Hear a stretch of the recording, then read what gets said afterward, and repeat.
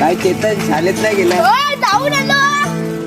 आभाळाच्या मायेखाली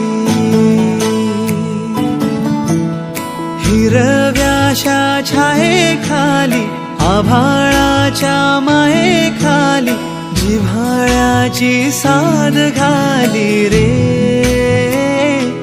गाव माझे गाव माझे गाव माझे गाव माझे गाव माझे